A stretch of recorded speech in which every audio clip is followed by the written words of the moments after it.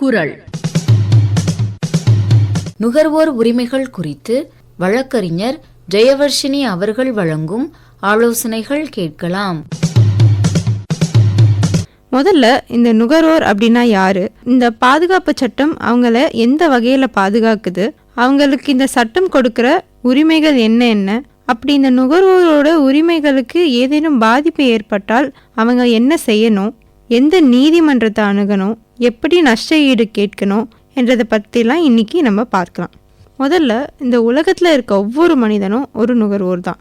நம்ம தினம் காலையில் பயன்படுத்துகிற ப்ரஷ்ல தொடங்கி ராத்திரி தூங்க பயன்படுத்தும் மெத்த வர எல்லாமே ஒரு நுகர்வோராக தான் நம்ம பயன்படுத்துகிறோம். நம்மளோட தினசரி வாழ்க்கையில் நம்ம ஆர்டர் செய்கிற சாப்பாடில் இருந்து நம்ம ஒரு இடத்துக்கு போகிறதுக்கு புக் செய்கிற கேப் வரைக்கும் எல்லாமே ஒரு நுகர்வோராக தான் நம்ம பயன்படுத்துகிறோம்.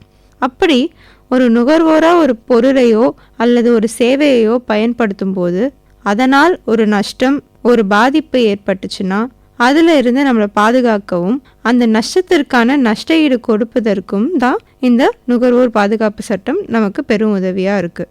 இந்த நுகர்வோர் பாதுகாப்பு சட்டம் எதுக்காக கொண்டு வரப்பட்டது அப்படின்னு பார்த்தீங்கன்னா, முந்தைய காலத்தில் ஒரு பொருளோ அல்லது ஒரு சேவையோ வாங்கும் போது வாங்குற நம்ம தான் விழிப்புணர்வோட கவனமாக இருக்கிறோம் அப்படின்னு சொன்னாங்க.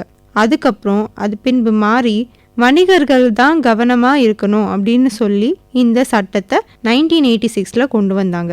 இந்த சட்டமானது ஒரு நுகர்வோருக்கு எந்தவித பாதிப்பும் வராமல் தடுத்து நிறுத்தும் நோக்கத்துடன் கொண்டு வரப்பட்டது. அதை தாண்டி ஒரு பாதிப்பு ஏற்பட்டுச்சுன்னா அந்த பாதிப்புக்கான நஷ்ட ஈடு தருவதற்கும் நீதி தருவதற்கும் கொண்டு வரப்பட்டுச்சு. 1986 கொண்டு வரப்பட்ட இந்த சட்டம் அன்றைய காலகட்டத்திற்கு ஏற்ப இருந்தது. ஆனால் இன்னைக்கு நம்ம நுகர்வோராக நிறைய இணையத்தில் தான் பொருள் மற்றும் சேவைகளை பயன்படுத்துகிறோம். அதனால் இந்த இணையத்தில் செய்கிற பரிவர்த்தனைகளையும் பாதுகாக்க 2019 ஒரு புதிய நுகர்வோர் பாதுகாப்பு சட்டத்தை கொண்டு வந்து 1986 சட்டத்தை ரீப்ளேஸ் பண்ணிட்டாங்க. சரி, இப்போது இந்த சட்டமானது எந்த வகையில் ஒரு நுகர்வோரை பாதுகாக்குது அப்படின்னு கேட்டிங்கன்னா, நமது இந்திய அரசியலமைப்பு சட்டம் எப்படி நமக்கு ஒரு 6 அடிப்படை உரிமைகளை தருதோ அதே போல் இந்த சட்டமும் நமக்கு 6 உரிமைகளை தருது. அந்த 6 உரிமைகள் என்னென்னு ஒன்று ஒன்றா பார்க்கலாம். முதல்ல ரைட் டு சேஃப்டி, அதாவது பாதுகாப்பு உரிமை. நம்ம ஒரு பொருள் அல்லது ஒரு சேவையை வாங்கும்போது அதனால் நமக்கு எந்த பாதிப்பும் ஏற்படாத பொருள் அல்லது சேவையை தான் அந்த வணிகர் நமக்கு தர வேண்டும். அப்படி ஒரு பாதிப்பு ஏற்படுத்தக்கூடிய பொருளை தரும் பட்சத்தில் அதனால் ஏற்படும் பாதிப்பிற்கான நஷ்ட ஈட்டை நம்ம கேட்பதற்கான உரிமையை தான் இந்த சட்டம் தருகிறது. உதாரணத்துக்கு, சமீபத்தில் லுதியானா மாவட்ட நுகர்வோர் மன்றத்தில் ஒரு வழக்கு போடப்பட்டது. ஒரு நுகர்வோர் ஒரு இன்ஸ்டன்ட் போஹா பாக்கெட்டை 10 ரூபாய்க்கு வாங்கிட்டு வீட்டுக்கு போயிருக்காரு. வீட்டுக்கு போன பின்மை தான் அவர் கண்டுபிடிக்கிறாரு, அதாவது அந்த பாக்கெட் எக்ஸ்பைரி ஆகி 2 வாரம் ஆச்சுன்ட்டு. உடனே அந்த நுகர்வோர் அந்த வணிகரை தொடர்பு கொள்கிறார். அது எப்படி நீங்கள் எக்ஸ்பைரியான ஒரு பொருளை விற்கலாம் அப்படின்னு ஒரு கேள்வியை கேட்குறாரு. ஆனால் அந்த வணிகர் பதில் ஒழுங்காக சொல்லாத காரணத்தினால் அவர் ஒரு வழக்கு போடுறாரு. அந்த வழக்கில் அந்த மாவட்ட நுகர்வோர் மன்றம் அந்த நுகர்வோருக்கு 10,000 ரூபாய் நஷ்ட ஈடாக கொடுத்துருக்கு. இங்கே 10 ரூபாய்க்கு வாங்கின ஒரு பொருள் தனது உயிருக்கு பாதிப்பு ஏற்படும் வகையில் உள்ளதால் தனது பாதுகாப்பு உரிமையை பயன்படுத்தி அவர் நஷ்ட ஈடு வாங்கியிருக்கிறார். 2வது உரிமை என்னன்னு பார்த்தீங்கன்னா, ரைட் டு இன்ஃபர்மேஷன், அதாவது தகவல் அறியும் உரிமை. நம்ம ஒரு கடைக்கு போய் ஒரு பொருள் எடுக்கிறப்ப அந்த பொருளுக்கு பின்னாடி அந்த பொருளோட விலை, அது என்னைக்கு செய்யப்பட்டது, என்னைக்கு வரைக்கும் அதுக்கு எக்ஸ்பைரி டேட் இருக்குது, என்னென்ன பொருட்கள் கொண்டு செய்யப்பட்டது, அதை குழந்தைக்கு கொடுக்கலாமா வேண்டாமா அப்படின்னு பல தகவல்கள் போட்டிருக்கத பார்த்துருப்பீங்க. இது போட்டிருக்கிறதுக்கான காரணமே இந்த உரிமை தாங்க. நம்ம ஒரு பொருள் அல்லது ஒரு சேவையை உபயோகிக்க முற்படும் போது அந்த பொருளை பற்றி முழு தகவல்களையும் அறிவதற்கான உரிமை நமக்கு இருக்கு. இதுக்கும் நான் ஒரு வழக்கு சொல்கிறேன். சமீபத்தில் திரிசூர் நுகர்வோர் மாவட்ட மன்றத்தில் ஒரு வழக்கு போடப்பட்டது. ஒரு நுகர்வோர் ஒரு வணிகர்கிட்ட இருந்து டைல்ஸ் வாங்குறாரு. வாங்கி அவரோட வீட்லேயும் செவத்தில் போட்டுடுறாரு. போட்டு ஒரு 2 வாரம் கழிச்சு போய் பார்த்தா அந்த டைல்ஸோட ஓரத்தில் இருக்க கலர் மட்டும் கொஞ்சம் கொஞ்சமாக போகிறத பார்க்குறாரு. அதை பற்றி அவர் வணிகர்கிட்ட விசாரிக்கிறப்ப வணிகர், அதை நீங்கள் கெமிக்கல் நிறைய யூஸ் பண்ணி க்ளீன் பண்ணுறதுனால தான் அந்த கலர் போகுது, அது உங்கள் மேலே தான் தப்பு, என்னால் எதுவும் பண்ண முடியாதுன்னு சொல்லிடுறாரு. உடனே இந்த நுகர்வோர் ஒரு வழக்கு போடுறாரு. அந்த நுகர்வோர் மாவட்ட மன்றம் உடனே அந்த நுகர்வோருக்கு ஒரு நஷ்ட ஈடை வழங்குறாங்க. எதன் அடிப்படையில் வழங்குறாங்க அப்படின்னா, அந்த வணிகர் அந்த பொருளை எப்படி உபயோகிக்க வேண்டும் என்ற முழு தகவல்களை சொல்லவில்லை என்று 15,000 நஷ்ட ஈடு வழங்குறாங்க. அடுத்து 3வது உரிமை என்ன அப்படின்னு பார்த்தீங்கன்னா, ரைட் டு சூஸ், அதாவது தேர்ந்தெடுக்கும் உரிமை. நம்ம வீட்டில் ஒரு வாரம் பூரா 3 வேளையும் ஒரே சாப்பாடு தான் சாப்பிடணும் அப்படின்னு சொன்னால் நம்ம ஒத்துப்போமா? கிடையாது. அதே போல் எந்த ஒரு வணிகரும் என் பொருளை மட்டும்தான் நீ வாங்கணும் அப்படின்னு ஒரு நுகர்வோரை கட்டாயப்படுத்த முடியாது. ஒரு வணிகருக்கு பிற பொருள்களை விட தன் பொருள் எந்த வகையில் சிறந்தது என்று சொல்ல உரிமை உள்ளதே தவிர, தன் பொருள் மட்டுமே தான் சிறந்தது, அதை மட்டும்தான் வாங்க வேண்டும் என்று கட்டாயப்படுத்த முடியாது. 4வது உரிமை என்னன்னு பார்த்தீங்கன்னா, ரைட் டு பி ஹர்ட், அதாவது ஒரு நுகர்வோருக்கு ஒரு பாதிப்பு ஏற்படும் போது அதை ஒரு மன்றத்திடம் போய் நான் என்ன பொருள் வாங்கினேன், அதனால் எனக்கு என்ன பாதிப்பு ஏற்பட்டது, அந்த பாதிப்பினால் எனக்கு உண்டான நஷ்டம் என்ன என கூறுவதற்கான உரிமை உள்ளது. 5வது உரிமை என்னன்னு பார்த்தீங்கன்னா, நஷ்ட ஈடு கோரும் உரிமை. ஒரு நுகர்வோர் நமக்கு ஒரு பாதிப்பு ஏற்படுறப்ப அந்த பாதிப்பிற்கான நஷ்ட ஈடு நம்ம போய் கேட்கறதுக்கான உரிமையை இந்த சட்டம் தருது. கடைசி உரிமை என்ன அப்படின்னு பார்த்தீங்கன்னா, ரைட் டு கன்சியூமர் எஜுகேஷன், அதாவது இருக்கிற இந்த 6 உரிமைகளில் மிக முக்கியமான உரிமை இந்த உரிமை தான். ஒரு நுகர்வோருக்கு தன்னை பாதுகாக்கிறதுக்கு இப்படி ஒரு சட்டம் இருக்கு என்பதை தெரிந்து கொள்வதற்கும், இந்த சட்டமானது இந்த உரிமையை கொடுக்குது என்று தெரிந்து கொள்வதற்கும் இந்த சட்டம் ஒரு உரிமை தருகிறது. என்னதான் நம்மளை பாதுகாக்க ஒரு சட்டம் இருந்தாலும் அது இருக்கு அப்படிங்கிற அறிதல் நம்மளுக்கு இல்லை அப்படின்னா அது இருந்தும் பிரயோஜனம் இல்லை. இப்போது நான் உங்ககிட்ட இதெல்லாம் எக்ஸ்பிளைன் பண்ணுறதுக்கான காரணமும் இந்த உரிமை தான். எனவே நம்ம நுகர்வோர் பாதுகாப்பு சட்டம் இந்த 6 உரிமைகளை நமக்கு தருது. இந்த உரிமைகளுக்கு ஏதேனும் பாதிப்பு ஏற்படும் போது நம்மளோட நுகர்வோர் உரிமைகளை யூஸ் பண்ணி நுகர்வோர் மன்றங்களை அணுகலாம். நம்ம ஒரு நுகர்வோரா ஒரு பொருள் அல்லது ஒரு சேவையை வாங்கும்போது அதனால் ஏற்படும் பாதிப்பிற்கு எந்த நீதிமன்றத்தை அணுக வேண்டும் அப்படின்னு பார்ப்போம். இந்த நுகர்வோர் பாதுகாப்பு சட்டத்தில் 3 மன்றங்கள் கொடுத்துருக்காங்க. மாவட்ட நுகர்வோர் மன்றம், மாநில நுகர்வோர் மன்றம் மற்றும் தேசிய நுகர்வோர் மன்றம். மாவட்டம் நுகர்வோர் மன்றம், இந்த மன்றத்தில் எப்போ நம்ம வழக்கு பதிவு செய்ய வேண்டும் அப்படின்னா, நமக்கு பாதிப்பு தந்த அந்த பொருள் அல்லது சேவையோட மதிப்பு 50 லட்சத்துக்கு கீழே இருந்துச்சுன்னா நம்ம மாவட்ட நுகர்வோர் மன்றத்தில் நம்ம வழக்க போடலாம். நமக்கு பாதிப்பு தந்த அந்த பொருள் அல்லது சேவையின் மதிப்பு 50 லட்சத்துக்கு மேலே இருந்து 2 கோடிக்கு கீழே இருந்துச்சுன்னா அப்போ நம்ம மாநில நுகர்வோர் மன்றத்தில் வழக்கு போடலாம். அந்த பொருள் அல்லது சேவையின் மதிப்பு 2 கோடிக்கு மேலே இருக்கு அப்படின்னா நம்ம நேராக தேசிய நுகர்வோர் மன்றத்திலேயே வழக்கு பதிவு செய்யலாம். இது இந்த 3 மன்றத்துக்கான அதிகார வரம்பு. 2019 இந்த நுகர்வோர் பாதுகாப்பு சட்டத்தை கொண்டு வரப்ப அப்ப இருந்த பண வரம்பு வேற. அப்போ மாவட்ட மன்றத்துக்கு 1 கோடி வரை மதிப்பு உள்ள பொருள் அல்லது சேவைகளுக்கு வழக்கு போடலாம் என்றும், 1 கோடியிலிருந்து 10 கோடிக்கு உள்ளான பொருள் அல்லது சேவைகளுக்கு மாநில மன்றத்தில் வழக்கு போடலாம் என்றும், 10 கோடிக்கு மேலே மதிப்புள்ள பொருள்களுக்கு தேசிய மன்றத்தில் வழக்கு போடலாம் என்றும் குறிப்பிட்டு சொல்லியிருந்தாங்க. ஆனால் இந்த பண வரம்பு ரொம்ப கூடின காசுக்கு இருந்தனால மாவட்ட மன்றமும் மாநில மன்றமும் பணிச்சுமையில் கஷ்டப்பட ஆரம்பிச்சிட்டாங்க.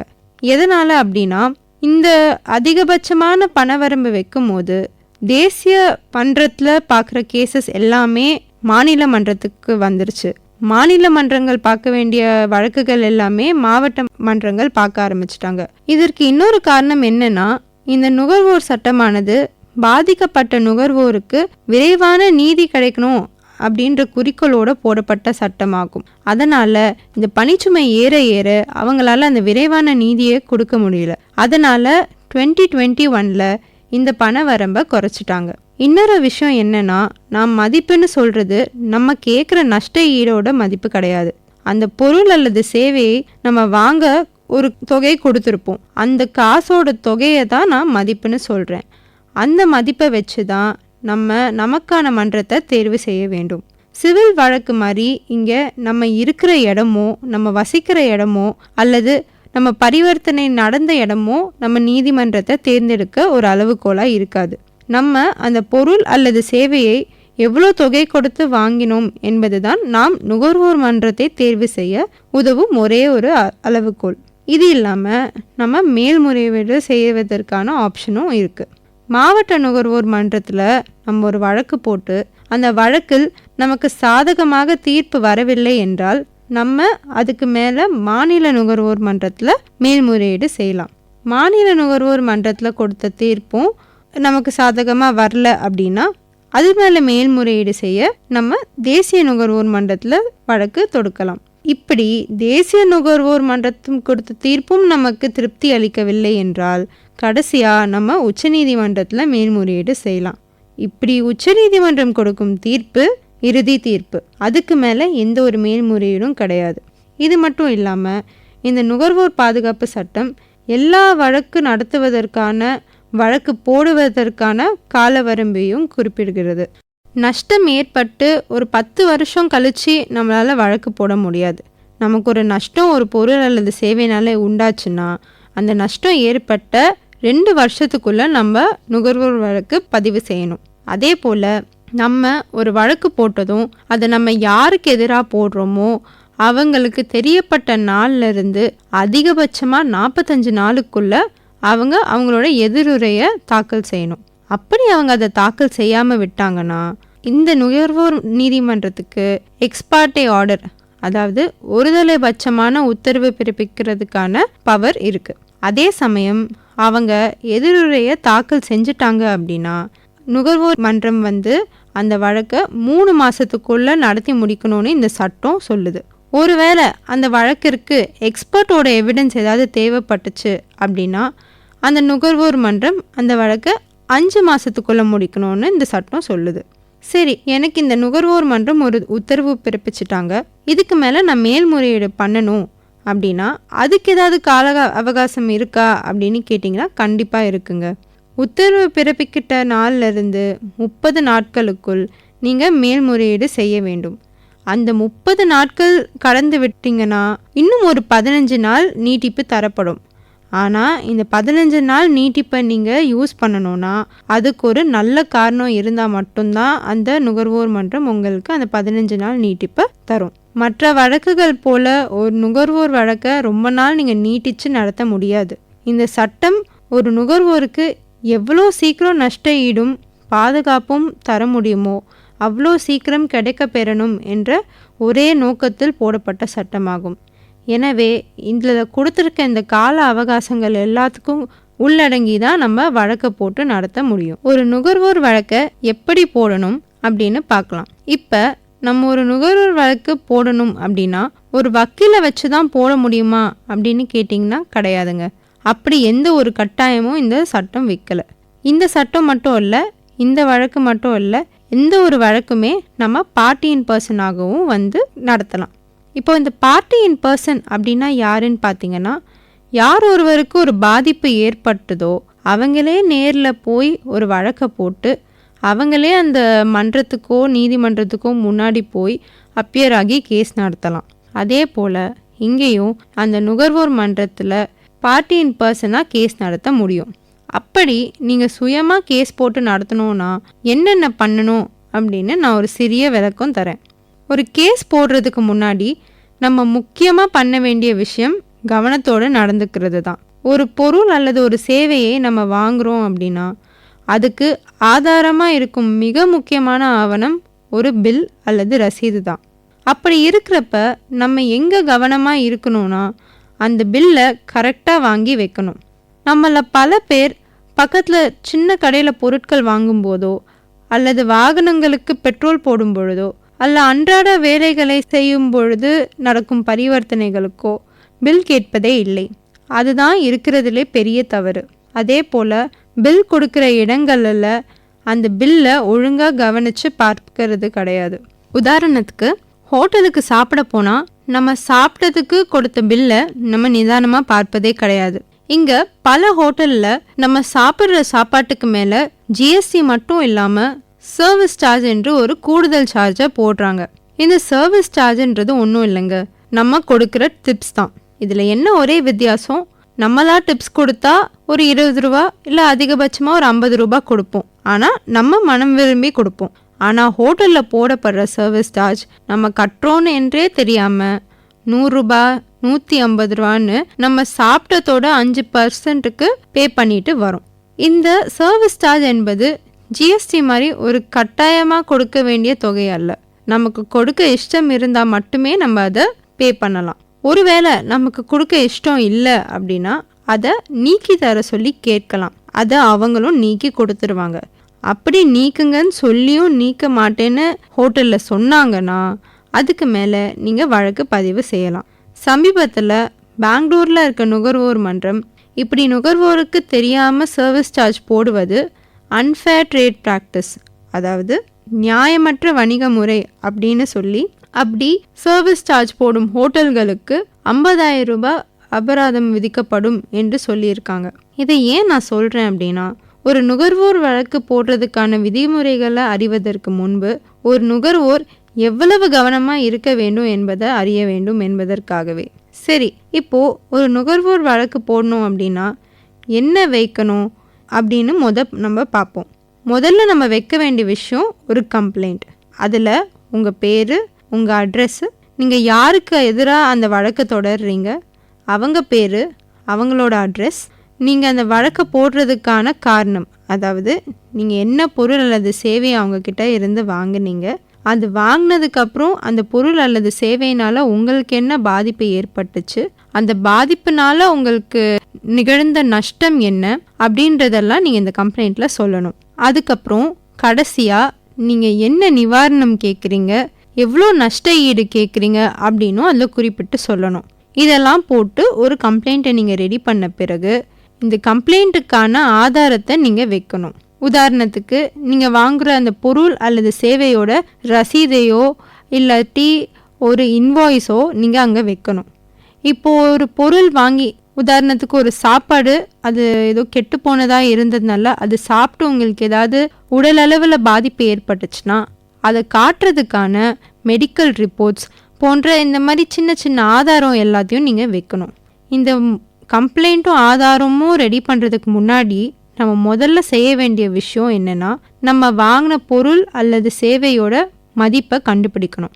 அந்த மதிப்பை கண்டுபிடிச்ச பின்ன அதற்கான மன்றம் எது அப்படின்னு கண்டுபிடிக்கணும். அதுக்கப்புறம் இந்த கம்ப்ளைண்ட்டையும் அந்த ஆதாரத்தையும் ரெடி பண்ணி அந்த குறிப்பிட்ட மன்றத்தில் போய் தாக்கல் செய்யணும். தாக்கல் செய்கிறப்ப அதற்கு உண்டான, அதாவது அந்த வழக்கிற்கு உண்டான ஒரு கோர்ட் ஃபீ தொகை இருக்கும்.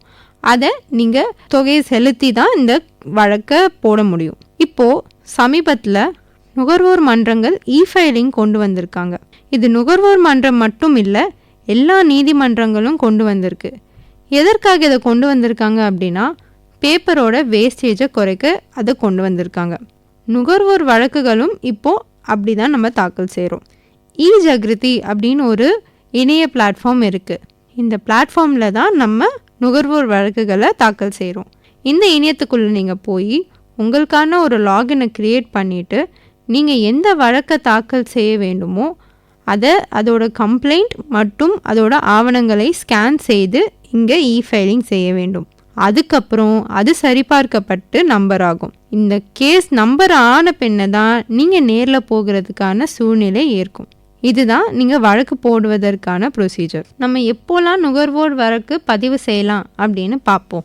முதல்ல பாதுகாப்பு உரிமை, தகவல் அறியும் உரிமை, தேர்வு செய்யும் உரிமை, கேட்கப்படும் உரிமை, நஷ்ட ஈடு கூறும் உரிமை மற்றும் நுகர்வோர் விழிப்புணர்வு உரிமை என இந்த 6 உரிமைகளில் ஏதாவது ஒரு உரிமைக்கு ஒரு பாதிப்பு ஏற்பட்டுச்சுன்னா அப்போ நீங்கள் நுகர்வோர் வழக்கு தாக்கல் செய்யலாம். அது இல்லாமல் நீங்கள் வாங்குகிற ஒரு பொருள் ஒரு குறைபாட்டுள்ள பொருளாக இருந்தால் அதுக்கு நீங்கள் வழக்கு தாக்கல் செய்யலாம்.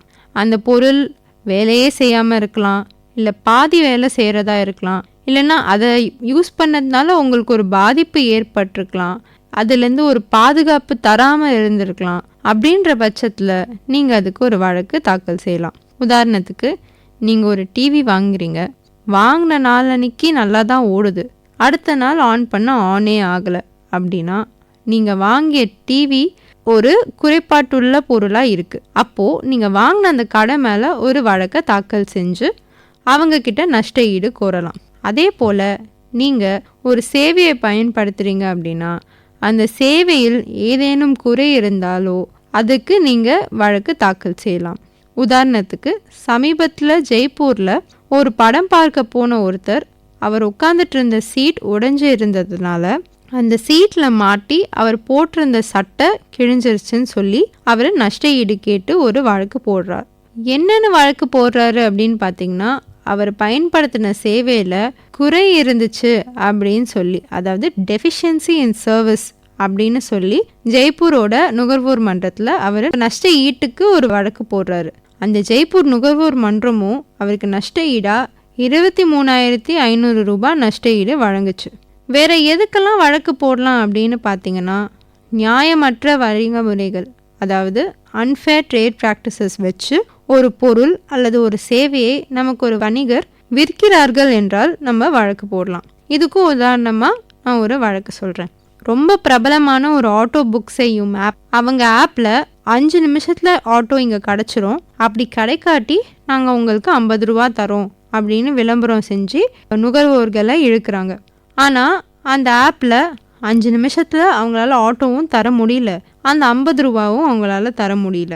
ஆனால் இங்கே என்ன பிரச்சனை ஆகுதுன்னா, 5 நிமிஷத்தில் நான் ஆட்டோ தரேன் அப்படின்னு ஒரு பொய்யான விளம்பரத்தை அவங்க செய்கிறாங்க. ஒரு நியாயமற்ற வணிக முறையை பயன்படுத்தி அவங்களோட சேவையை விற்க முயன்றாங்க.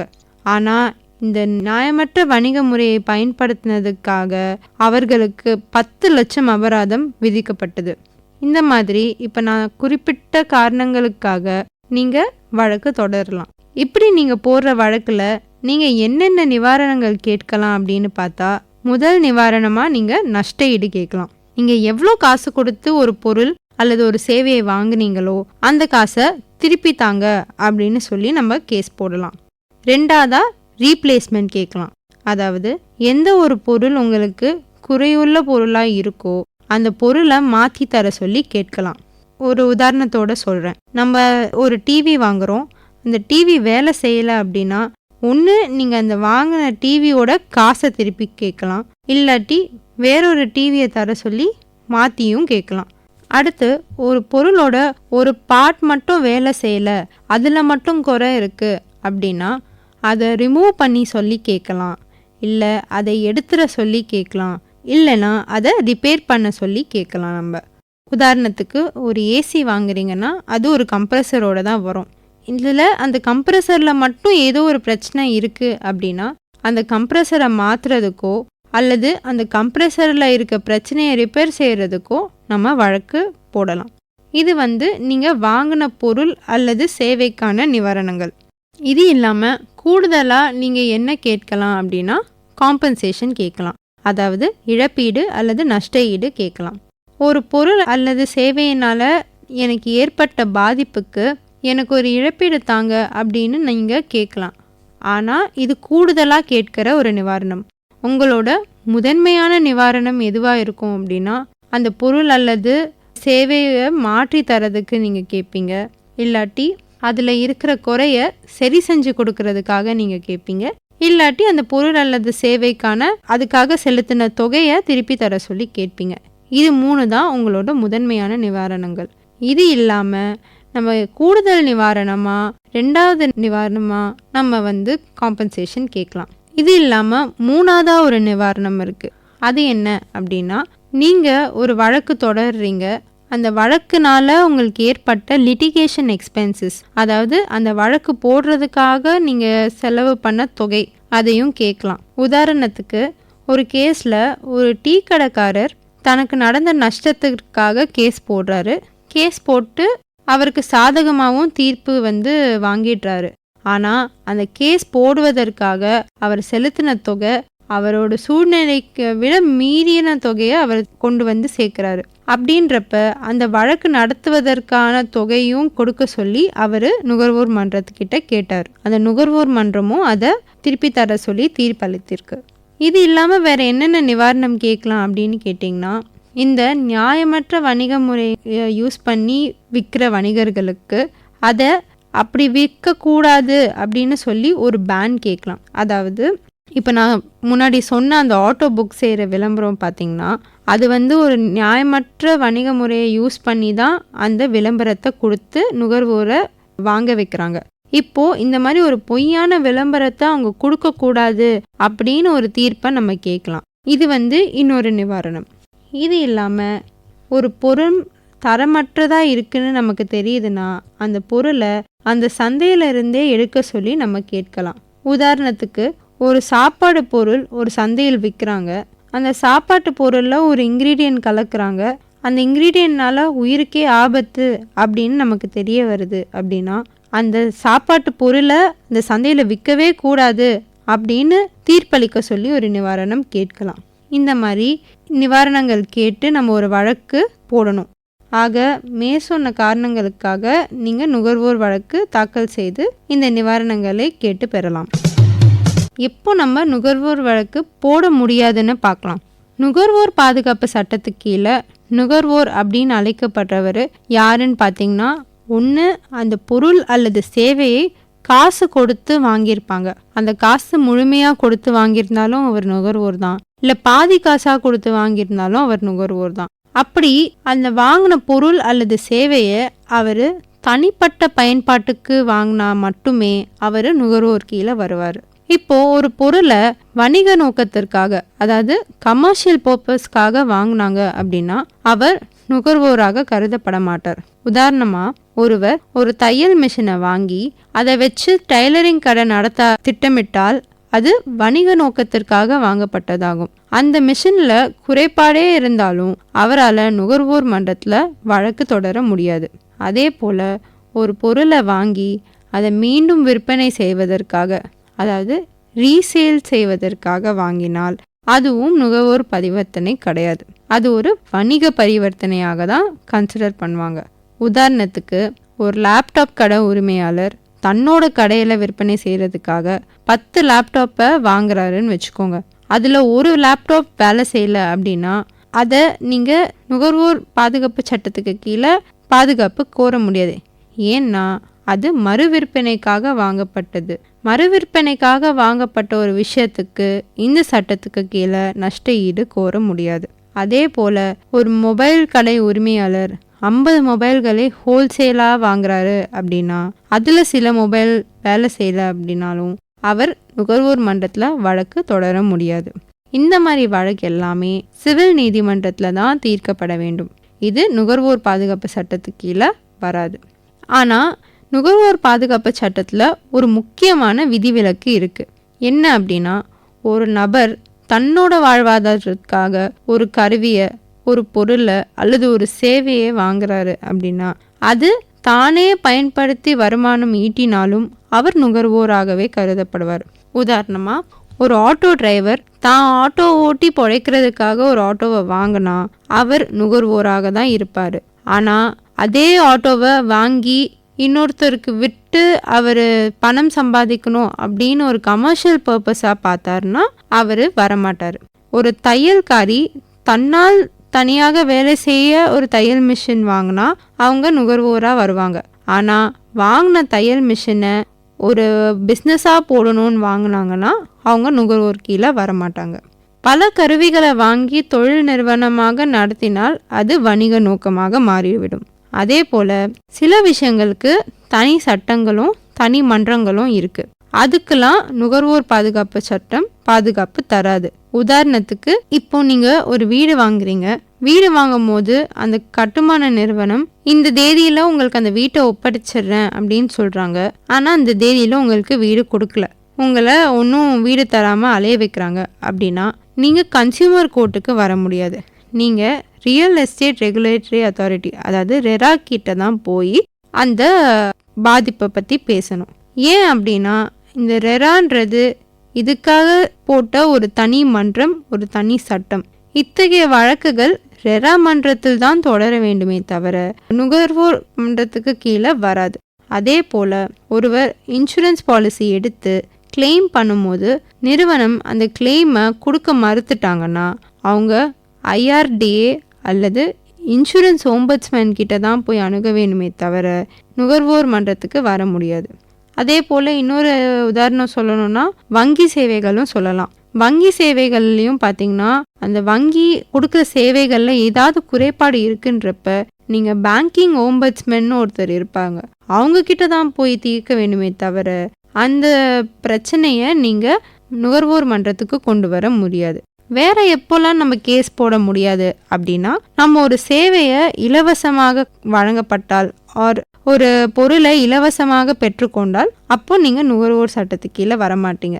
உதாரணமாக இப்போ நம்ம அரசாங்கம் நிறைய பொருட்கள் இலவசமாக தராங்க. அந்த இலவசமான பொருட்களில் ஏதேனும் குறைபாடு இருந்தால் எனக்கு குறைபாடுள்ள பொருள் தந்துட்டாங்கன்னு நம்மளால வழக்கு போட முடியாது. அதே போல் உங்கள் ஸ்கூல்லையோ காலேஜ்லேயோ ஏதோ ஒரு இலவச சிகிச்சை தரேன்னு சொல்லி மருத்துவமனையிலேருந்து ஆட்கள் வந்திருந்தாங்கன்னா, அந்த சேவையில் ஏதாவது உங்களுக்கு குறைபாடு இருந்துச்சுன்னா அது மேலே வழக்கு உங்களால் தொடர முடியாது. ஏன்னா இந்த சட்டத்துக்கு கீழே நுகர்வோர்னு நம்ம அந்த கட்டுப்பாட்டுக்குள்ளே வரணும் அப்படின்னா நம்ம ஒரு தொகையை செலுத்தியிருக்கணும். அந்த பொருள் அல்லது சேவைக்கான தொகையை செலுத்தினா மட்டுமே நம்ம நுகர்வோர்ன்ற கட்டுப்பாட்டுக்குள்ளே வருவோம். நம்ம இலவசமாக வாங்குகிற எந்த ஒரு பொருள் அல்லது சேவைக்கோ நம்மளால் நுகர்வோர் பாதுகாப்பு கேட்க முடியாது. ஆக நுகர்வோர் பாதுகாப்பு சட்டம் தனிப்பட்ட நுகர்வோருக்கு பாதுகாப்பு அளிக்க உருவாக்கப்பட்ட சட்டமாகும். வணிக பரிவர்த்தனைகள், மறு விற்பனை, தொழில் தொடர்பான சேவைகள் மற்றும் தனி சட்டங்கள் மூலம் நிர்வகிக்கப்படும் விஷயங்கள் இந்த சட்டத்துக்கு கீழே வராது. அதனால் ஒரு வழக்கு நீங்கள் போடணும்னு முடிவு பண்ணிங்கன்னா முதல்ல நீங்கள் ஒரு நுகர்வோர் அப்படின்ற கட்டுப்பாட்டுக்குள்ளே வருவீங்களான்னு பாருங்கள். நீங்கள் அந்த பொருள் அல்லது சேவையை காசு கொடுத்து வாங்குனீங்களா அப்படின்றத பாருங்கள். ரெண்டாவது, நீங்கள் வாங்கின அந்த பரிவர்த்தனையை உங்கள் தனிப்பட்ட பயன்பாட்டிற்காக வாங்குனீங்களா அப்படின்னு பாருங்கள். அது ஒரு வணிக நோக்கமாக இருந்துச்சுன்னா அப்போ நீங்கள் வழக்கு தொடர முடியாது. இதெல்லாம் நீங்கள் தெளிவாக ஆய்வு செஞ்ச பிறகே நுகர்வோர் மன்றத்தை அணுக வேண்டும். இதுவரை நுகர்வோர் உரிமைகள் குறித்து வழக்கறிஞர் ஜெயவர்ஷினி அவர்கள் வழங்கிய ஆலோசனைகள் கேட்டீர்கள்.